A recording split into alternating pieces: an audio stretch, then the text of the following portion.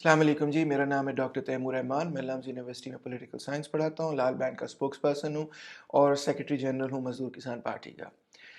Face بک پہ ہم اکثر دیکھتے ہیں کہ جب ڈیبیٹس وغیرہ اور سیاسی ڈیبیٹس وغیرہ ہوتی ہیں تو لوگ یہ لفظ پھینکتے ہیں لب ڈاٹ، دیسی لبرل وغیرہ وغیرہ. تو اگر ان سے پوچھا جائے کہ ان ٹرمز کی ڈیفینیشن کریں کہ لبرل کیا ہوتا ہے اور وہ دیسی لبرل اور فرنگی لبرل میں کیا فرق ہوتا ہے، یا سیکولر کیا ہوتا ہے، یا ایتھیزم ایگنوسٹسزم کیا ہوتا ہے، یا سوشلزم کیا ہوتا ہے، یا ڈیموکریسی کیا ہوتی ہے، تو وہ ان ٹرمز کو ڈیفائن نہیں کر سکتے. ان کو ان چیزوں میں کلیئرٹی نہیں کہ وہ کیا ہے. تو آئیے میں ان ٹرمز کو ذرا ایکسپلین کرتا ہوں آج.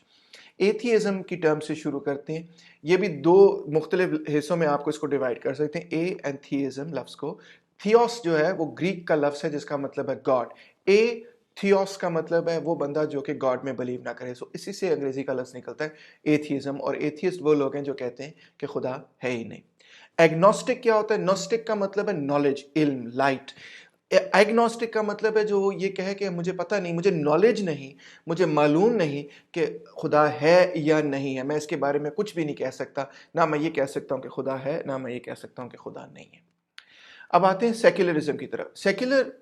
سیکولرزم جو ہے وہ ایک پولیٹیکل فلسفی ہے. نہ تو یہ ایتھیزم ہے، نہ ہی یہ ایگنوسٹسزم ہے. اس کا صرف اتنا مطلب ہے کہ ریلیجن اور ریاست کے امور جو ہیں وہ علیحدہ علیحدہ رہیں. یہ نہیں کہ ریلیجن ختم ہو، مگر یہ کہ ریاست کا ریلیجن سے کوئی تعلق نہ ہو. انگریزی میں فقرہ استعمال کیا جاتا ہے separation of church and state.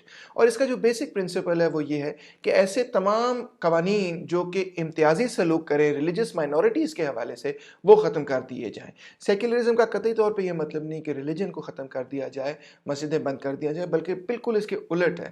Secularism یہ کہتا ہے کہ تمام ریلیجنز جو ہیں ان کو رسپیکٹ کیا جائے اور فریڈم آف کانشیسنس جو فریڈم آف کانشنس جو ہے اس کو سپورٹ کیا جائے، جس سے ان کی مراد یہ کہ ہر ریلیجس کمیونٹی کو یہ رائٹ ہونا چاہیے کہ وہ اپنا ریلیجن جو ہے پریکٹس کر سکے اور اس میں ریاست کسی قسم کی مداخلت نہ کرے. تو اس کا مطلب ہے ریاست تمام جو ایگزسٹنگ ریلیجنز ہیں سوسائٹی کے اندر ان میں نیوٹرل کردار ادا کرتی ہے. وہ کسی بھی ایک مذہب کو دوسرے مذہب پر فوقیت نہیں دیتی، یا کسی بھی ایک مذہب کو کوئی پریویلیج نہیں دیتی. وہ ان چیزوں سے بالا رہتی ہے. اب آتے ہیں لبرلزم کی طرف. لبرلزم جو ہے وہ دو چیزوں پر بنیاد رہتا ہے، لبرٹی اور ایکوالٹی. اس میں کئی ساری چیزیں، ایکوالٹی بیفور دا لا بہت ضروری چیز ہے، یعنی کہ ہر شہری جو ہے وہ برابر، وہ اس کا برابر قانونی حق ہونا چاہیے اور اس کا برابر سیاسی حق ہونا چاہیے. اور لبرٹی وہ ڈیفائن کرتے ہیں کہ ہمارے پاس یہ حق ہونا چاہیے کہ ہم جو مرضی کریں، قانون کے اندر رہتے ہوئے جو مرضی ہم اپنی ذات کے ساتھ کرنا چاہیں یا اپنی پراپرٹی کے ساتھ کرنا چاہیں، یہ ہمیں حق ہونا چاہیے. تو liberty is the right to do whatever one pleases with one's property and oneself within the law. اسی کو وہ انڈیویجول لبرٹی بھی کہتے ہیں. اس کے ساتھ ساتھ لبرلز جو ہیں وہ فریڈم آف اسپیچ کی بات کرتے ہیں، فریڈم آف پریس کی بات کرتے ہیں، فریڈم آف ریلیجن کی بات کرتے ہیں، یعنی کہ وہ سیکولرزم پر بلیو کرتے ہیں. ہر لبرل سیکولر ضرور ہوتا ہے.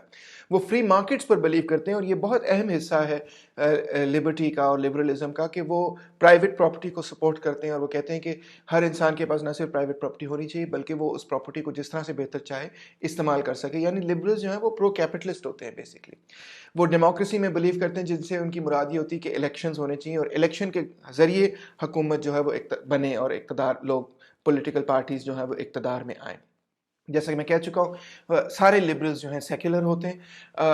یہ لبرلزم جو ہے بنیادی طور پہ اور سیکولرزم دونوں بنیادی طور پہ پیدا ہوئے تھے کہ جب یورپ کے اندر جو سرمایہ دار طبقہ تھا وہ اس زمانے کے بادشاہوں کے خلاف اور اس زمانے کے فیوڈل لارڈز کے خلاف بغاوت کر رہا تھا. یعنی کہ جو گلوریس ریولوشن ہوا 1688 کا، اس میں جو جان لاک نے لکھا، جس کو کہ فادر آف لبرلزم مانا جاتا ہے، وہ اسی کے جان لاک کی رائٹنگز کے نتیجے میں گلوریس ریولوشن پہ بہت بڑا اثر ہوا. اسی طرح امریکن ریولوشن جو 1776 میں ہوا اس پہ بہت بڑا اثر ہوا. اور ظاہری بات ہے جو فرینچ ریولوشن ہوا 1789 میں، وہ بھی بنیادی طور پہ لبرلزم سے ہی متاثر تھا. لبرلز یعنی کہ ہمیشہ وراثتی جو سیاست ہے اس کے خلاف رہے، بادشاہت کے خلاف رہے، اسٹیٹ ریلیجن وغیرہ ان چیزوں کے خلاف رہے. اب آتے ہیں ڈیموکریسی پہ. ڈیموکریسی بھی پرانا گریک لفظ ہے. ویسے تو انٹرنیٹ پہ اکثر لوگ سمجھتے ہیں کہ یہ کوئی امریکی سازش ہے، مگر ڈیموکریسی اوریجنلی ایک گریک لفظ ہے جو کہ دو لفظوں سے بنا ہوا ہے، ڈیموس اور کریسی. ڈیموس کا مطلب ہے گریک میں عوام، لوگ، پراپرٹی لیس کلاس، غریب لوگ بلکہ. اور کرسی کا مطلب ہے رول، یعنی کہ جب غریب لوگوں کا اقتدار ہوتا ہے تو اسی کو ڈیموکریسی کہا جاتا ہے۔ ابراہیم لنکن نے اس کی جو ڈیفینیشن دی وہ بڑی چھوٹی اور بڑی اچھی ڈیفینیشن ہے کہ democracy is government for the people by the people of the people, لوگوں کی حکومت، لوگوں کے لیے حکومت اور لوگ خود ہی حکومت کریں، یہ اس کی ڈیفینیشن ہوئی۔ ایرسٹوٹل نے اس کی جو ڈیفینیشن دی تھی وہ بھی بڑی دلچسپ تھی، اس نے کہا کہ جب پراپرٹی لیس کلاس، وہ طبقہ کہ جس کے پاس کوئی ملکیت نہ ہو، وہ اقتدار میں آ جائے تو اس کو ڈیموکریسی کہتے ہیں۔ اور یہی بنیادی فرق ہے لبرل اور سوشلسٹ کے درمیان۔ سوشلسٹ بھی ڈیموکریسی اور سیکولرزم میں بلیو کرتا ہے، لبرل بھی ڈیموکریسی اور سیکولرزم میں بلیو کرتا ہے، مگر دونوں ڈیموکریسی کی ڈیفینیشن بڑی ڈفرینٹ کرتے ہیں۔ لبرلز جو ہیں وہ یہ کہتے ہیں کہ اگر وقتاً فوقتاً الیکشن ہو رہے ہیں، 4 سال بعد مسلسل الیکشن ہو رہے ہیں ایک وقفے کے بعد، تو اور حکومت جو بن رہی وہ الیکشنز کے ذریعے بن رہی، تو پھر یہ ایک ڈیموکریٹک گورنمنٹ سمجھی جائے گی۔ مگر جو سوشلسٹ ہیں وہ یہ کہتے ہیں کہ نہیں، جب تک طبقاتی کردار سوسائٹی کا تبدیل نہیں ہوگا تو وہ حقیقی جمہوریت شروع نہیں ہوگی اس سے۔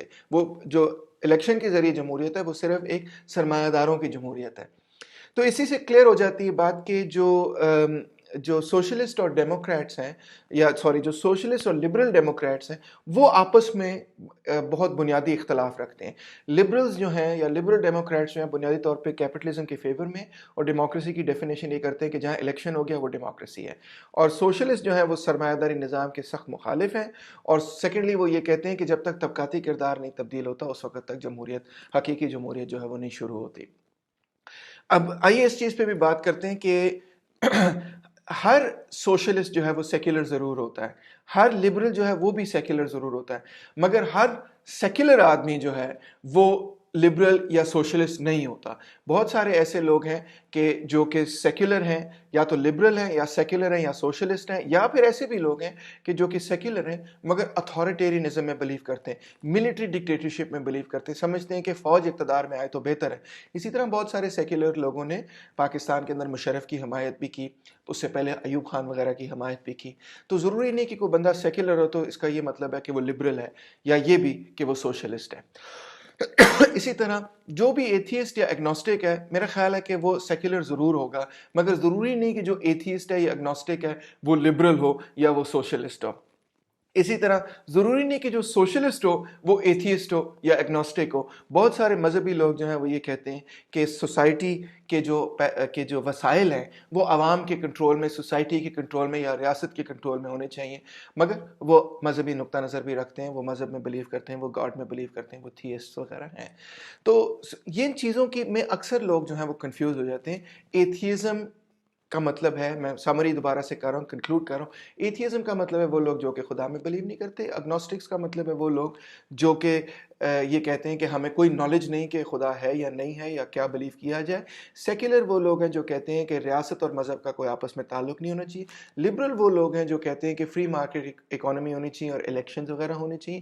ڈیموکریسی کا مطلب ہے رول بائی دا پیپل۔ اس میں 2 قسم کے لوگ ہیں، وہ لوگ جو کہ لبرل ہیں جو کہتے ہیں کہ الیکشنز ہی کافی ہیں، اور وہ لوگ جو کہ سوشلسٹ ہیں جو کہتے ہیں کہ الیکشن سے مزید بھی تبدیلیاں ضروری ہیں، اور وہ یہ ہیں کہ سوسائٹی کا طبقاتی کردار جو ہے تبدیل ہو۔ اور آخر میں سوشلسٹ جو کہ سیکولر بھی ہیں اور مگر لبرل نہیں ہیں، اور ڈیموکریٹک ہیں مگر لبرل ڈیموکریٹک نہیں ہیں۔ ان کی ڈیموکریٹک کی ڈیفینیشن یہی ہے کہ سوسائٹی کا طبقاتی کردار جو ہے وہ تبدیل ہو۔ تو امید ہے ان ڈیفینیشن سے اب آپ کو کچھ بہتر سمجھ آئے گی کہ کون لبٹارڈ ہے اور کون جو ہے دیسی لبرل ہے اور کون جو ہے دیسی سوشلسٹ ہے وغیرہ وغیرہ۔ اس قسم کی گالی گلوچ والے لفظوں میں، یا جب جو لوگ اس لفظ استعمال کرتے ہیں وہ اکثر اسی نقطہ نظر سے ان لفظوں کو استعمال کر رہے ہوتے ہیں کہ دوسرے کی بےعزتی وغیرہ کی جائے، مگر ان سے ہم جو ہے نا ڈسکشن میں اور پولیٹیکل انڈرسٹینڈنگ میں ایک قدم بھی آگے نہیں بڑھتے۔ گالی گلوچ میں اکثر لوگ جو ہیں وہ آگے نہیں بڑھتے بلکہ پیچھے جاتے ہیں، کیونکہ جو مین چیزیں ہیں جو ڈسکس ہو رہی ہیں ان پہ توجہ نہیں ہوتی، جو مین ایشوز ہیں، جو مین ایشوز آف پرنسپل ہیں ان پہ ڈسکشن نہیں ہو رہی تھی۔ تو امید ہے کہ اب ہم گالی گلوچ سے آگے جا کر کچھ ان چیزوں پہ ڈسکس بھی کر پائیں گے کہ کون سا ان میں سے نظام جو ہے وہ ہمارے پاکستان کے لوگوں کے لیے، مزدوروں، کسانوں کے لیے، عوام کے لیے بہتر ہے۔ Thank you very much.